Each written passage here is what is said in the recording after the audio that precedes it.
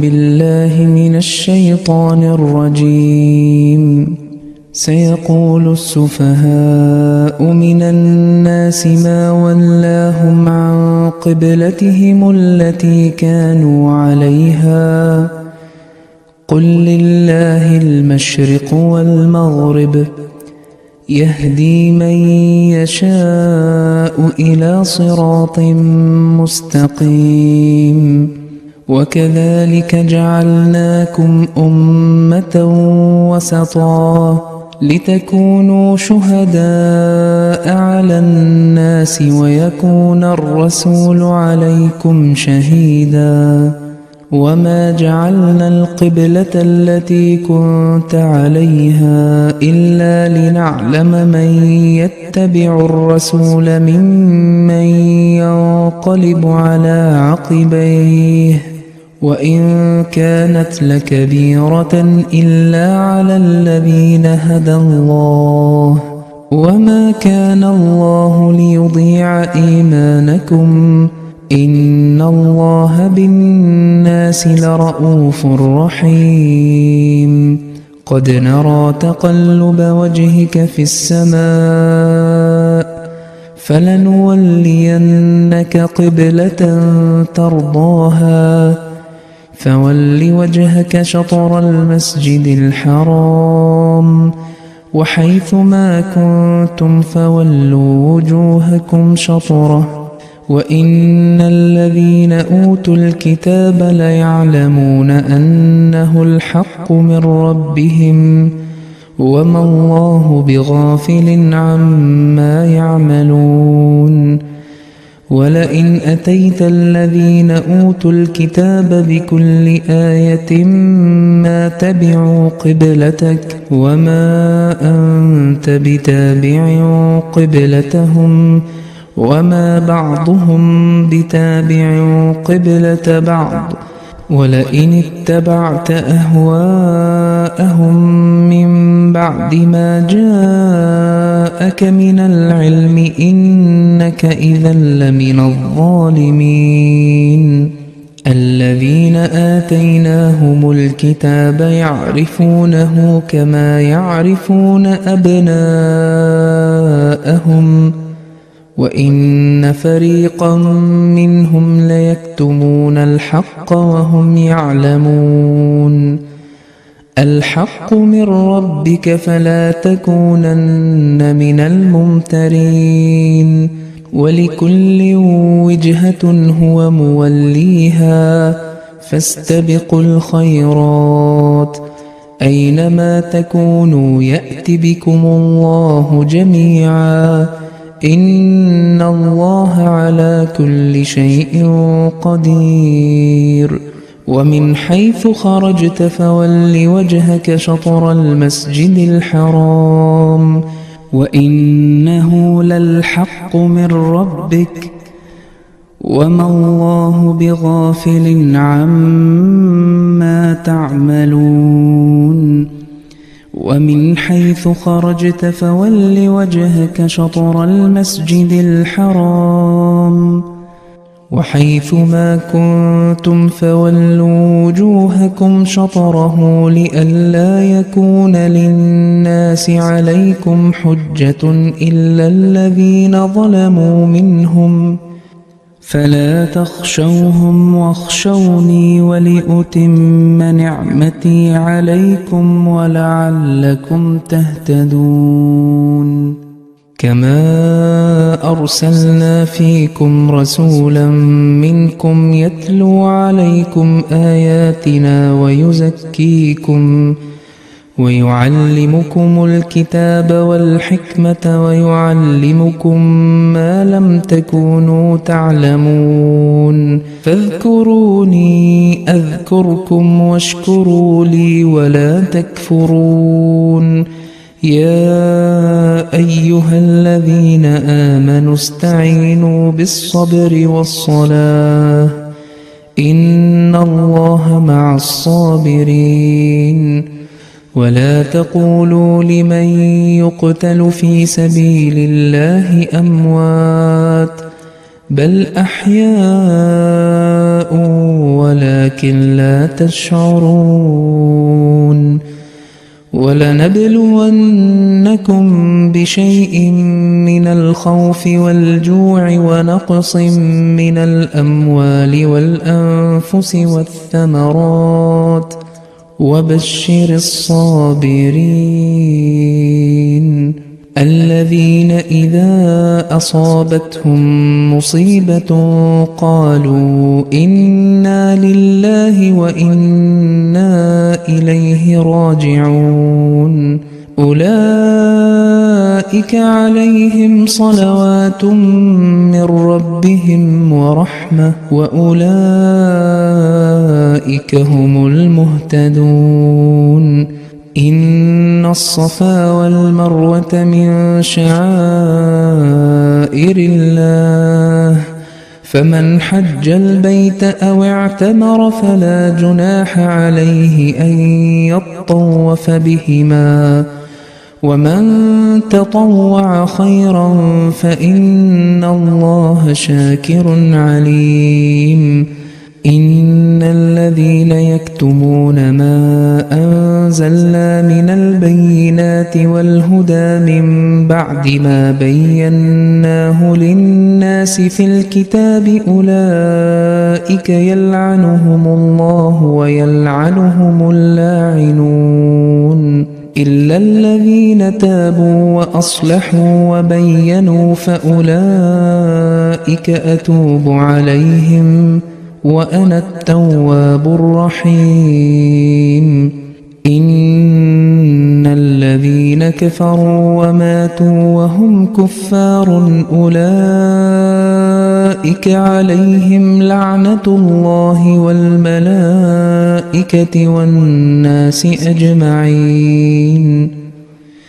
خالدين فيها لا يخفف عنهم العذاب ولا هم ينظرون وإلهكم إله واحد لا إله إلا هو الرحمن الرحيم إن في خلق السماوات والأرض واختلاف الليل والنهار والفلك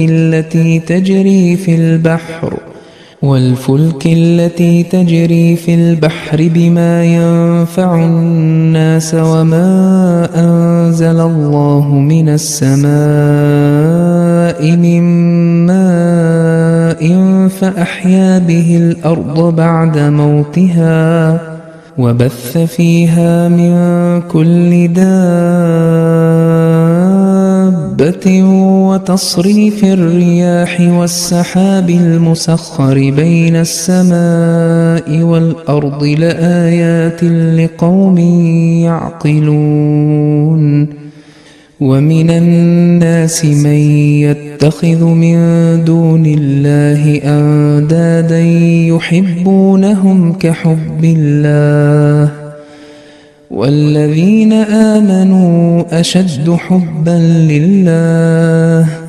ولو يرى الذين ظلموا إذ يرون العذاب أن القوة لله جميعا وأن الله شديد العذاب إذ تبرأ الذين اتبعوا من الذين اتبعوا ورأوا العذاب وتقطعت بهم الأسباب وقال الذين اتبعوا لو أن لنا كرة فنتبرأ منهم كما تبرأوا منا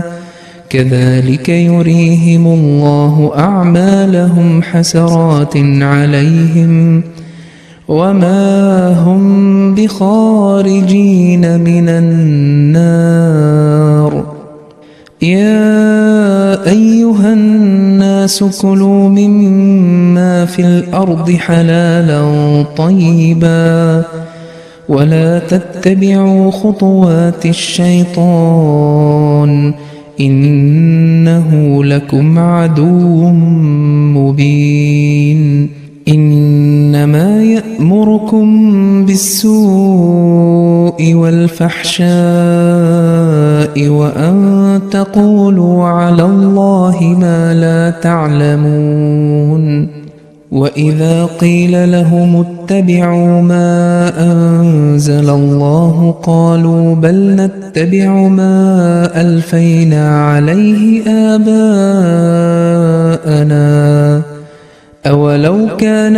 آباؤهم لا يعقلون شيئا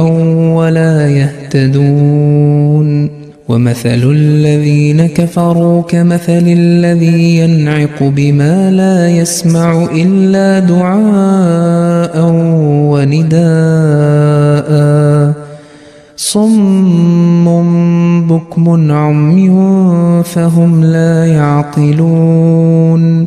يا أيها الذين آمنوا كلوا من طيبات ما رزقناكم واشكروا لله إن كنتم إياه تعبدون إنما حرم عليكم الميتة والدم ولحم الخنزير وما أهل به لغير الله فمن اضطر غير باغ ولا عاد فلا إثم عليه إن الله غفور رحيم إن الذين يكتمون ما أنزل الله من الكتاب ويشترون به ثمنا قليلا أولئك ما يأكلون في بطونهم إلا النار ولا يكلمهم الله يوم القيامة ولا يزكيهم ولهم عذاب أليم أولئك الذين اشتروا الضلالة بالهدى والعذاب بالمغفرة فما أصبرهم على النار ذلك بأن الله نزل الكتاب بالحق وإن الذين اختلفوا في الكتاب لفي شقاق بعيد ليس البر أن تولوا وجوهكم قبل المشرق والمغرب ولكن البر من آمن بالله واليوم الآخر والملائكة والكتاب والنبيين وآتى المال على حبه ذوي القربى واليتامى والمساكين وابن السبيل والسائلين وفي الرقاب وأقام الصلاة وآتى الزكاة والموفون بعهدهم إذا عاهدوا والصابرين في البأساء والضراء وحين البأس أولئك الذين صدقوا وأولئك هم المتقون يا أيها الذين آمنوا كتب عليكم القصاص في القتلى الحر بالحر والعبد بالعبد والأنثى بالأنثى فمن عفي له من أخيه شيء فاتباع بالمعروف وأداء إليه بإحسان ذلك تخفيف من ربكم ورحمة فمن اعتدى بعد ذلك فله عذاب أليم ولكم في القصاص حياة يا أولي الألباب لعلكم تتقون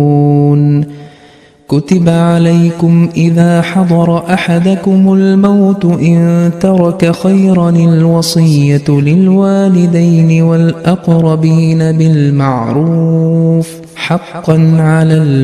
المتقين فمن بدله بعدما سمعه فإنما إثمه على الذين يبدلونه إن الله سميع عليم. فمن خاف من موص جنفا أو إثما فأصلح بينهم فلا إثم عليه، إن الله غفور رحيم. يا أيها الذين آمنوا كتب عليكم الصيام كما كتب على الذين من قبلكم لعلكم تتقون، أياما معدودات. فمن كان منكم مريضا أو على سفر فعدة من أيام أخر، وعلى الذين يطيقونه فدية طعام مسكين، فمن تطوع خيرا فهو خير له، وأن تصوموا خير لكم إن كنتم تعلمون. شهر رمضان الذي أنزل فيه القرآن هدى للناس وبينات من الهدى والفرقان، فمن شهد منكم الشهر فليصمه، ومن كان مريضا أو على سفر فعدة من أيام أخر، يريد الله بكم اليسر ولا يريد بكم العسر، ولتكملوا العدة ولتكبروا الله على ما هداكم ولعلكم تشكرون. وإذا سألك عبادي عني فإني قريب أجيب دعوة الداع إذا دعان، فليستجيبوا لي وليؤمنوا بي لعلهم يرشدون. أحل لكم ليلة الصيام الرفث إلى نسائكم هن لباس لكم وأنتم لباس لهن، علم الله أنكم كنتم تختانون أنفسكم فتاب عليكم وعفى عنكم، فالآن باشروهن وابتغوا ما كتب الله لكم، وكلوا واشربوا حتى يتبين لكم الخيط الأبيض من الخيط الأسود من الفجر، ثم أتموا الصيام إلى الليل، ولا تباشروهن وأنتم عاكفون في المساجد، تلك حدود الله فلا تقربوها، كذلك يبين الله آياته للناس لعلهم يتقون. ولا تأكلوا أموالكم بينكم بالباطل وتدلوا بها إلى الحكام لتأكلوا فريقا من أموال الناس بالإثم وأنتم تعلمون. يسألونك عن الأهلة قل هي مواقيت للناس والحج، وليس البر بأن تأتوا البيوت من ظهورها ولكن البر من اتقى، وأتوا البيوت من أبوابها واتقوا الله لعلكم تفلحون. وقاتلوا في سبيل الله الذين يقاتلونكم ولا تعتدوا إن الله لا يحب المعتدين.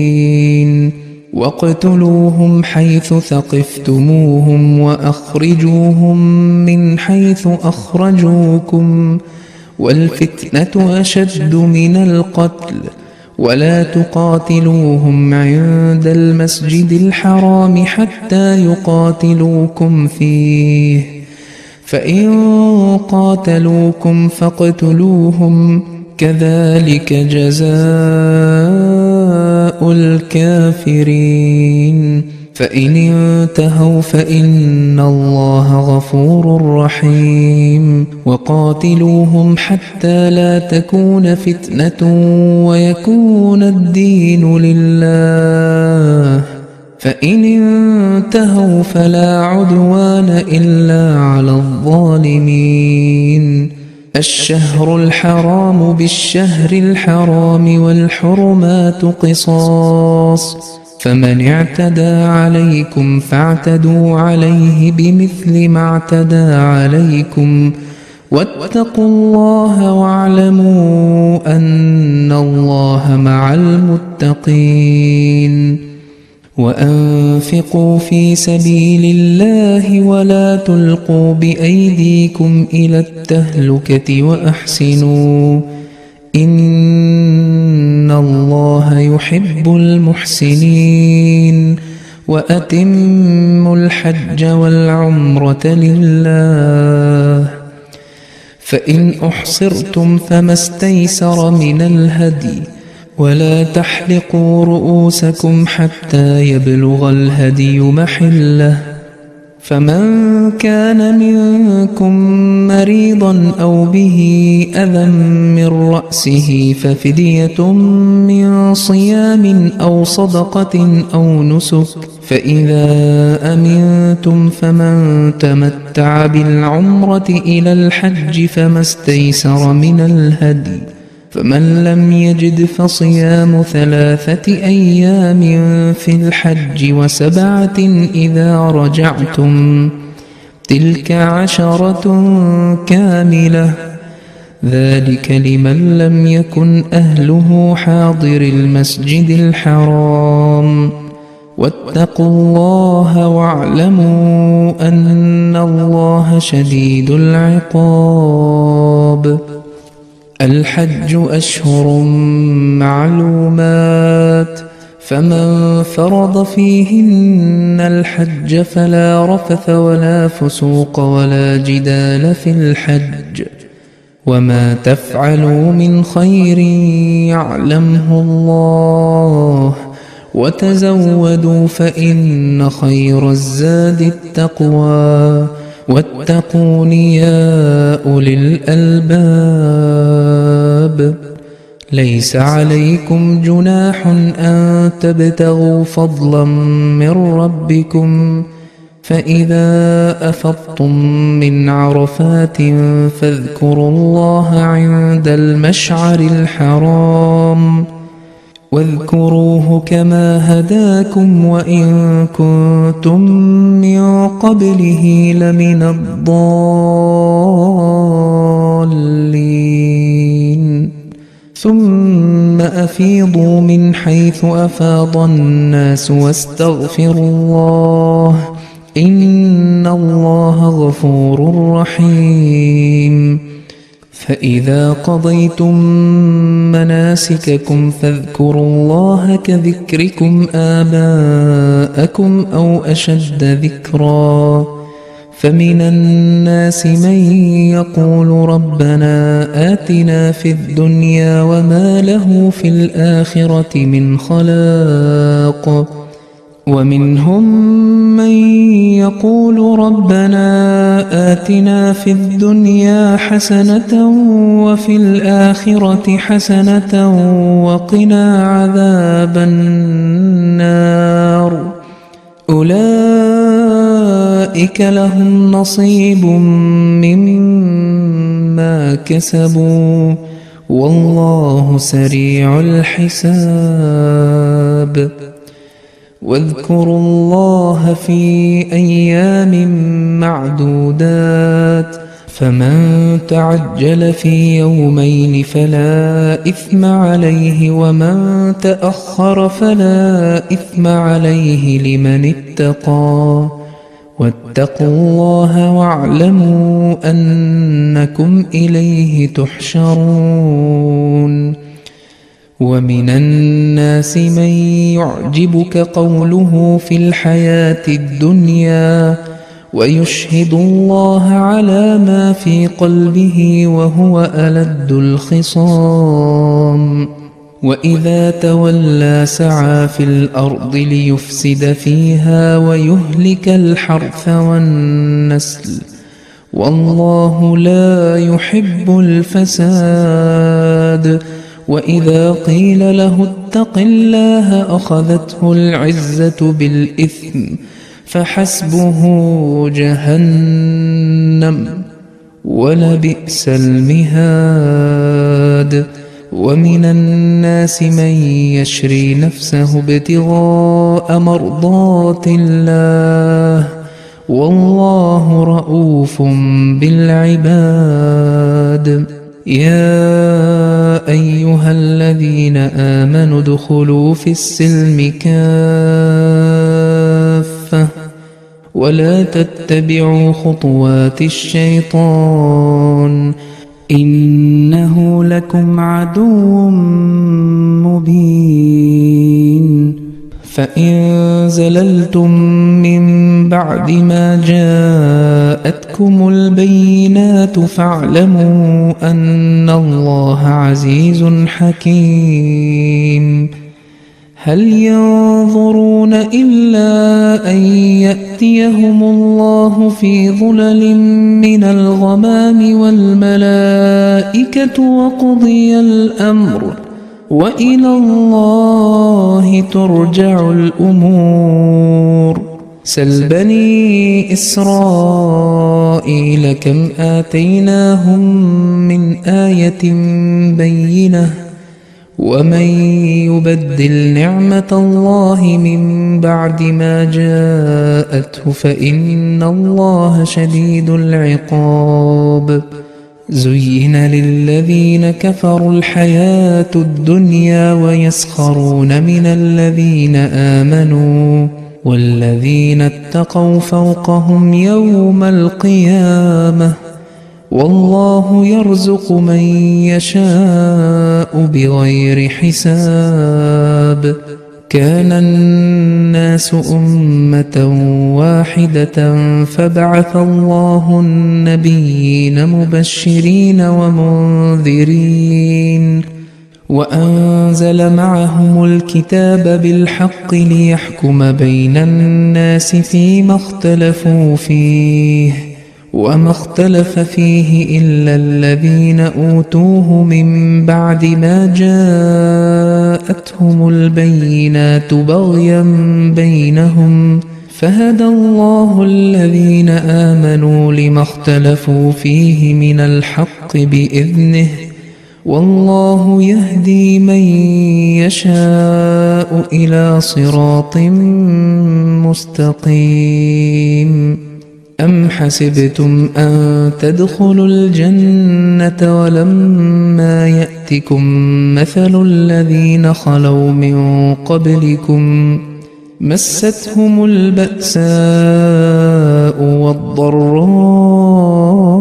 وزلزلوا حتى يقول الرسول والذين آمنوا معه متى نصر الله ألا إن نصر الله قريب. يسألونك ماذا ينفقون قل ما أنفقتم من خير فللوالدين والأقربين واليتامى والمساكين وابن السبيل وما تفعلوا من خير فإن الله به عليم. كتب عليكم القتال وهو كره لكم وعسى أن تكرهوا شيئا وهو خير لكم وعسى أن تحبوا شيئا وهو شر لكم والله يعلم وأنتم لا تعلمون. يسألونك عن الشهر الحرام قتال فيه قل قتال فيه كبير وصد عن سبيل الله وكفر به والمسجد الحرام وإخراج أهله منه أكبر عند الله والفتنة أكبر من القتل ولا يزالون يقاتلونكم حتى يردوكم عن دينكم إن استطاعوا ومن يرتدد منكم عن دينه فيمت وهو كافر فأولئك حبطت أعمالهم في الدنيا والآخرة وأولئك أصحاب النار هم فيها خالدون. إن الذين آمنوا والذين هاجروا وجاهدوا في سبيل الله أولئك يرجون رحمة الله والله غفور رحيم. يسألونك عن الخمر والميسر قل فيهما إثم كبير ومنافع للناس وإثمهما أكبر من نفعهما ويسألونك ماذا ينفقون قل العفو كذلك يبين الله لكم الآيات لعلكم تتفكرون في الدنيا والآخرة. ويسألونك عن اليتامى قل إصلاح لهم خير وإن تخالطوهم فإخوانكم والله يعلم المفسد من المصلح ولو شاء الله لأعنتكم إن الله عزيز حكيم. ولا تنكحوا المشركات حتى يؤمنن ولأمة مؤمنة خير من مشركة ولو أعجبتكم ولا تنكحوا المشركين حتى يؤمنوا ولعبد مؤمن خير من مشرك ولو أعجبكم أولئك يدعون إلى النار والله يدعو إلى الجنة والمغفرة بإذنه ويبين آياته للناس لعلهم يتذكرون.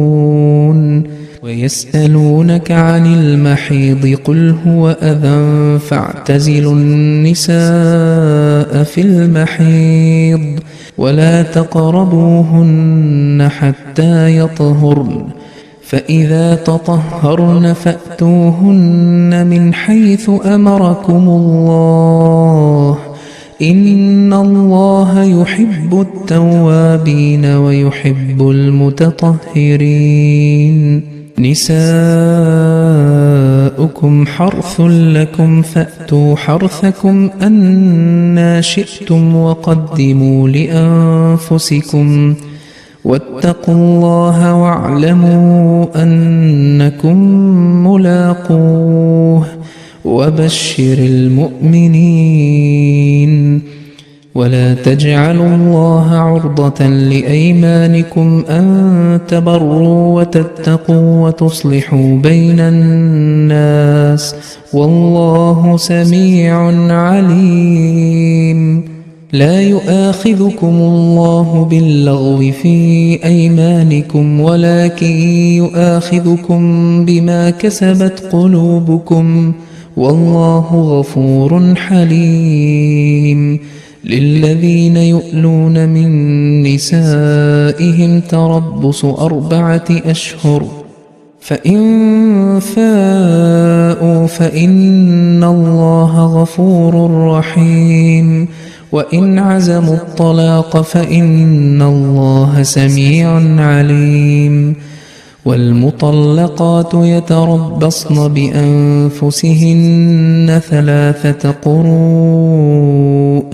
ولا يحل لهن أن يكتمن ما خلق الله في أرحامهن إن كن يؤمن بالله واليوم الآخر وبعولتهن أحق بردهن في ذلك إن أرادوا إصلاحا ولهن مثل الذي عليهن بالمعروف وللرجال عليهن درجة والله عزيز حكيم. الطلاق مرتان فإمساك بمعروف أو تسريح بإحسان. ولا يحل لكم أن تأخذوا مما آتيتموهن شيئا إلا أن يخافا ألا يقيما حدود الله، فإن خفتم ألا يقيما حدود الله فلا جناح عليهما فيما افتدت به، تلك حدود الله فلا تعتدوها، ومن يتعد حدود الله فأولئك هم الظالمون. فإن طلقها فلا تحل له من بعد حتى تنكح زوجا غيره، فإن طلقها فلا جناح عليهما أن يتراجعا إن ظنا أن يقيما حدود الله، وتلك حدود الله يبينها لقوم يعلمون. وإذا طلقتم النساء فبلغن أجلهن فأمسكوهن بمعروف أو سرحوهن بمعروف، ولا تمسكوهن ضرارا لتعتدوا، ومن يفعل ذلك فقد ظلم نفسه. ولا تتخذوا آيات الله هزوا، واذكروا نعمة الله عليكم وما أنزل عليكم من الكتاب والحكمة يعظكم به، واتقوا الله واعلموا أن الله بكل شيء عليم. وإذا طلقتم النساء فبلغن أجلهن فلا تعضلوهن أن ينكحن أزواجهن إذا تراضوا بينهم بالمعروف، ذلك يوعظ به من كان منكم يؤمن بالله واليوم الآخر، ذلكم أزكى لكم وأطهر، والله يعلم وأنتم لا تعلمون.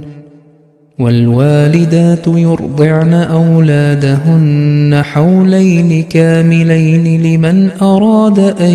يتم الرضاعة، وعلى المولود له رزقهن وكسوتهن بالمعروف، لا تكلف نفس إلا وسعها، لا تضار والدة بولدها ولا مولود له بولده، وعلى الوارث مثل ذلك، فإن أرادا فصالا عن تراض منهما وتشاور فلا جناح عليهما. وإن أردتم أن تسترضعوا أولادكم فلا جناح عليكم إذا سلمتم ما آتيتم بالمعروف، واتقوا الله واعلموا أن الله بما تعملون بصير. والذين يتوفون منكم ويذرون أزواجا يتربصن بأنفسهن 4 أشهر وعشرا، فإذا بلغن أجلهن فلا جناح عليكم فيما فعلن في أنفسهن بالمعروف، والله بما تعملون خبير. ولا جناح عليكم فيما عرضتم به من خطبة النساء أو أكننتم في أنفسكم علم الله أنكم ستذكرونهن ولكن لا تواعدوهن سرا إلا أن تقولوا قولا معروفا ولا تعزموا عقدة النكاح حتى يبلغ الكتاب أجله واعلموا أن الله يعلم ما في أنفسكم فاحذروه واعلموا أن الله غفور حليم لا جناح عليكم إن طلقتم النساء ما لم تمسوهن أو تفرضوا لهن فريضة ومتعوهن على الموسع قدره وعلى المقتر قدره متاعا بالمعروف حقا على المحسنين وإن طلقتموهن من قبل أن تمسوهن وقد فرضتم لهن فريضة فنصف ما فرضتم إلا أن يعفون أو يعفو الذي بيده عقدة النكاح وأن تعفوا أقرب للتقوى ولا تنسوا الفضل بينكم إن الله بما تعملون بصير حافظوا على الصلوات والصلاة الوسطى وقوموا لله قانتين فإن خفتم فرجالا أو ركبانا فإذا أمنتم فاذكروا الله كما علمكم ما لم تكونوا تعلمون والذين يتوفون منكم ويذرون أزواجا وصية لأزواجهم متاعا إلى الحول غير إخراج فإن خرجن فلا جناح عليكم فيما فعلن في أنفسهن من معروف والله عزيز حكيم وللمطلقات متاع بالمعروف حقا على المتقين كذلك يبين الله لكم آياته لعلكم تعقلون ألم تر إلى الذين خرجوا من ديارهم وهم ألوف حذر الموت فقال لهم الله موتوا ثم أحياهم إن الله لذو فضل على الناس ولكن أكثر الناس لا يشكرون وقاتلوا في سبيل الله واعلموا أن الله سميع عليم من ذا الذي يقرض الله قرضا حسنا فيضاعفه له أضعافا كثيرة والله يقبض ويبسط وإليه ترجعون ألم تر إلى الملأ من بني إسرائيل من بعد موسى إذ قالوا لنبي له مبعث لنا ملكا نقاتل في سبيل الله قال هل عسيتم إن كتب عليكم القتال ألا تقاتلوا قالوا وما لنا ألا نقاتل في سبيل الله وقد أخرجنا من ديارنا وأبنائنا فلما كتب عليهم القتال تولوا إلا قليلا منهم والله عليم بالظالمين وقال لهم نبيهم إن الله قد بعث لكم طالوت ملكا قالوا أنى يكون له الملك علينا ونحن أحق بالملك منه ولم يؤت سعة من المال. قال إن الله اصطفاه عليكم وزاده بسطة في العلم والجسم والله يؤتي ملكه من يشاء والله واسع عليم. وقال لهم نبيهم إن آية ملكه أن يأتيكم التابوت فيه سكينة من ربكم وبقية مما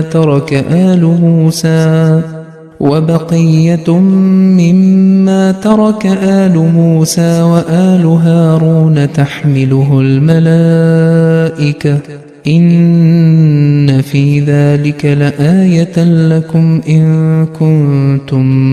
مؤمنين. فلما فصل طالوت بالجنود قال إن الله مبتليكم بنهر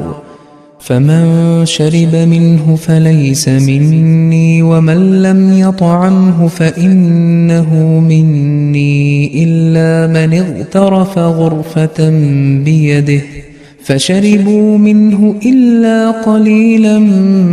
منهم. فلما جاوزه هو والذين آمنوا معه قالوا لا طاقة لنا اليوم بجالوت وجنوده.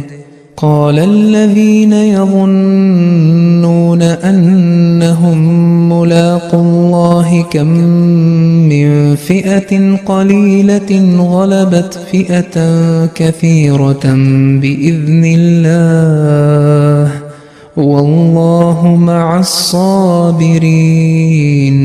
ولما برزوا لجالوت وجنوده قالوا ربنا أفرغ علينا صبرا وثبت أقدامنا وانصرنا على القوم الكافرين. فهزموهم